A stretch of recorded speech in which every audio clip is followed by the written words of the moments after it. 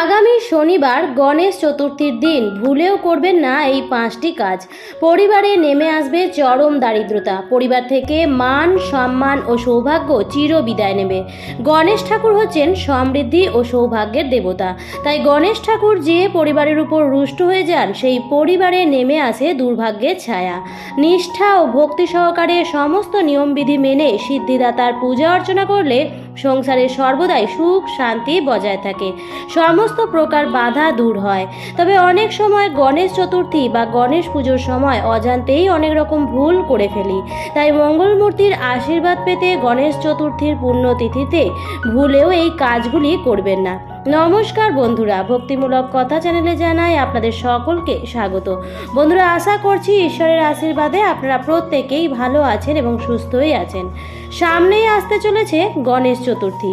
পৌরাণিক বিশ্বাস অনুসারে ভাদ্র মাসের শুক্লপক্ষের চতুর্থী তিথিতে জন্ম হয়েছিল দেবাদিদেব মহাদেব ও মাতা পার্বতীর পুত্র গণেশের।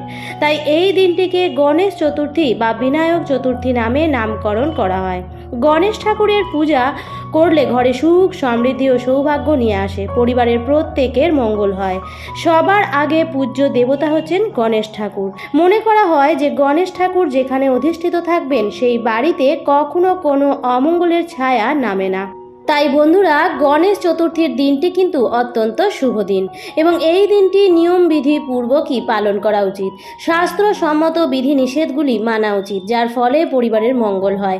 এই দিন অবশ্যই বাড়িতে গণেশ ঠাকুরের পূজা করার পাশাপাশি এই বিষয়গুলি অবশ্যই খেয়াল রাখা প্রয়োজন, নতুবা গণেশ ঠাকুর রুষ্ট হয়ে যেতে পারেন। তাই আমার সকল বন্ধুদের কাছে অনুরোধ করব যে আজকের এই ভিডিওটি একদমই স্কিপ না করে সম্পূর্ণ দেখবেন এবং দেখার পর যদি ভালো লাগে তাহলে অবশ্যই কিন্তু একটি লাইক করবেন, কমেন্টসে লিখবেন জয় গণপতির জয়, জয় শিব পার্বতীর জয় এবং বন্ধুরা অবশ্যই ভিডিওটি শেয়ার করবেন আপনাদের নিকট আত্মীয় স্বজন ও বন্ধু বান্ধবদের মধ্যে। গণেশ চতুর্থীর আর বেশি দিন বাকি নেই, ভিডিওটি পেলে প্রত্যেকেই উপকৃতই হবেন। এই বছর গণেশ চতুর্থী পড়েছে বাংলার 21শে ভাদ্র 1431, ইংরেজির 7ই সেপ্টেম্বর 2024 শনিবার দিন। চলুন বন্ধুরা, এবার বিস্তারিত আলোচনায় প্রবেশ করা যাক। সবার প্রথমেই যে বিষয়টির কথা বলবো তা হয়তো অনেকেই জানেন না যে ভগবান গণেশের পূজায় সাদা ফুল ব্যবহার করতে নেই। সাদা রঙের কোনো প্রকার ফুল গণেশজির উদ্দেশ্যে একেবারেই কিন্তু নিবেদন করবেন না।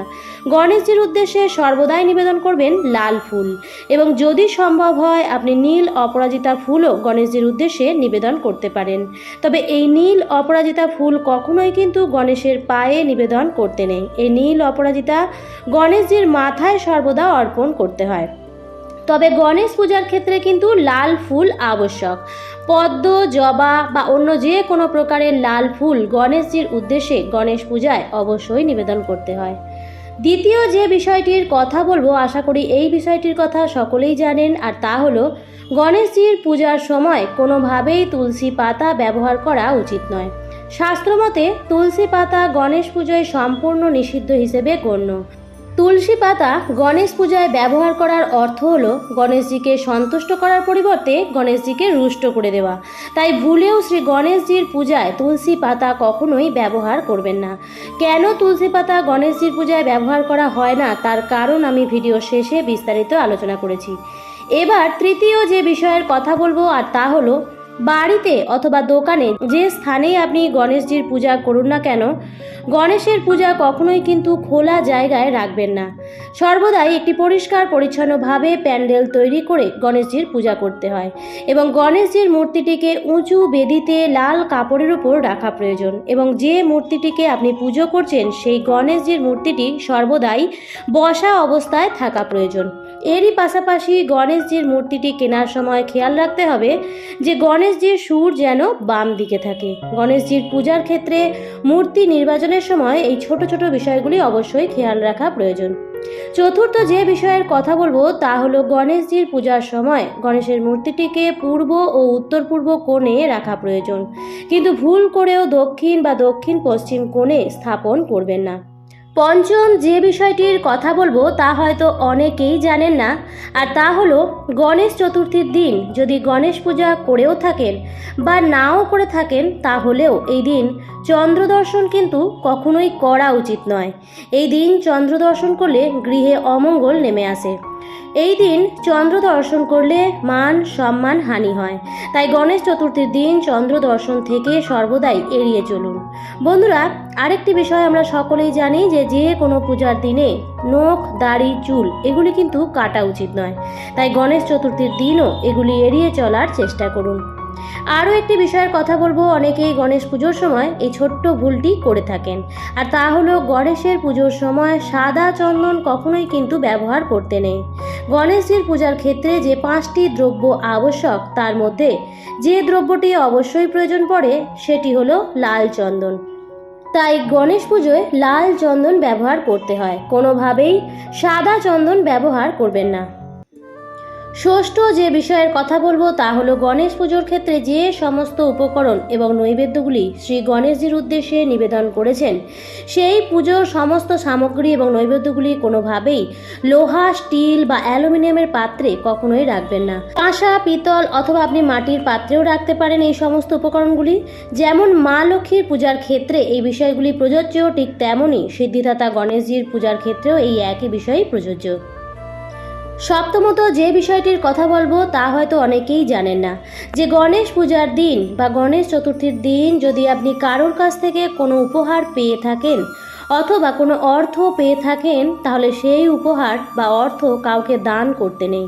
আপনি আপনার নিজস্ব অর্থ বা আপনার দেওয়া কোনো উপহার আপনি দিতেই পারেন, কিন্তু কেউ যদি কোনো উপহার দেয় বা কোনো অর্থ দেয়, সেটি কখনো দান করতে যাবেন না। এবং শুধু তাই নয়, এই বিষয়টিও মনে রাখা প্রয়োজন যে এই দিন যদি আপনি কারোর কাছ থেকে কোনো অর্থ পান, সেই অর্থ কোনো অবস্থাতেই সম্পূর্ণ খরচ করতে নেই। বন্ধুরা, গণেশজির পূজা মূলত করা হয়ে থাকে সৌভাগ্য, সমৃদ্ধি এবং সঞ্চয়ী হওয়ার উদ্দেশ্যে, তাই গণেশজির পূজার দিন এই বিষয়টি অবশ্যই কিন্তু খেয়াল রাখবেন। এবার আপনাদের জানিয়ে দিই যে কেন তুলসী পাতা গণেশজির পুজোয় ব্যবহার করতে নেই। অন্যান্য দেবী দেবতার পুজোয় তুলসী পাতা ছাড়া সম্পন্ন হয় না। পুরাণ অনুযায়ী বিষ্ণু, রাম ও কৃষ্ণকে ভোগ অর্পণ করার সময় তাতে তুলসী পাতা দেওয়া জরুরি। তুলসী পাতা ছাড়া ভোগ গ্রহণ করেন না। তবে পুরাণ অনুযায়ী তুলসী গণেশের প্রিয় নয়, তাই গণেশকে তুলসীর ভোগ নিবেদন করলে তিনি রেগে যান। কিন্তু কেন তুলসী গণেশের এত অপছন্দের? পুরাণ অনুযায়ী একদা ভগবান গণেশ গঙ্গা নদীর ধারে তপস্যা করছিলেন। সেই সময় ধর্মাত্মজের কন্যা তুলসী নিজের বিবাহের কামনা করে তীর্থযাত্রায় বের হন। সমস্ত তীর্থক্ষেত্র ভ্রমণ করার পর সেই গঙ্গার তীরে এসে পৌঁছান, যেখানে গণেশ তপস্যা করছিলেন। তপস্যামগ্ন গণেশকে দেখেন তুলসী। শাস্ত্র মতে সেই সময় গণেশ রত্নজড়িত সিংহাসনে বসে তপস্যা করছিলেন। তার সমস্ত অঙ্গে চন্দনের প্রলেপ লাগানো ছিল, গলায় ছিল পারিজাত ফুলসহ স্বর্ণমণির রত্নের একাধিক মালা, আবার কোমরে ছিল কোমল রেশমের পীতাম্বর। গণেশের এমন সুন্দর রূপ দেখে মোহিত হয়ে পড়েন তুলসী। তার মনে গণেশকে বিবাহ করার ইচ্ছা জাগৃত হয়। তখন তুলসী গণেশের ধ্যান ভঙ্গ করেন। এইভাবে তপস্যা ভঙ্গ করাকে অশুভ বলে ব্যাখ্যা করেন গণেশ। তুলসীর মনস্কামনা জেনে তিনি নিজেকে ব্রহ্মচারী হিসেবে পরিচয় দেন ও তার বিবাহ প্রস্তাব প্রত্যাখ্যান করেন। বিবাহ প্রস্তাব প্রত্যাখ্যাত হওয়ায় তুলসী রেগে গিয়ে গণেশকে অভিশাপ দেন। তুলসী বলেন একটি নয়, বরং গণেশের বিবাহ হবে 2টি।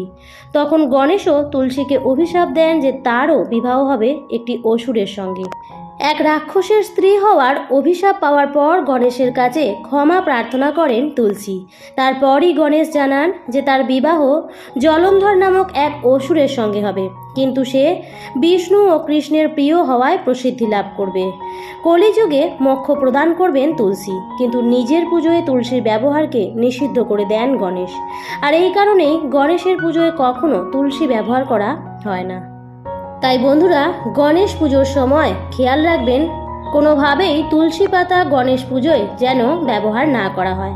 বন্ধুরা, আজকের ভিডিওটি এই পর্যন্তই। ভিডিওটি দেখে যদি ভালো লাগে তাহলে অবশ্যই লাইক, কমেন্ট, শেয়ার করবেন বন্ধুরা। আর যদি চ্যানেলে নতুন হয়ে থাকেন তাহলে অবশ্যই চ্যানেলটিকে সাবস্ক্রাইব করে সাথে থাকবেন। দেখা হবে পরবর্তী কোনো নতুন ভিডিওতে। ভালো থাকবেন, সুস্থ থাকবেন। ধন্যবাদ।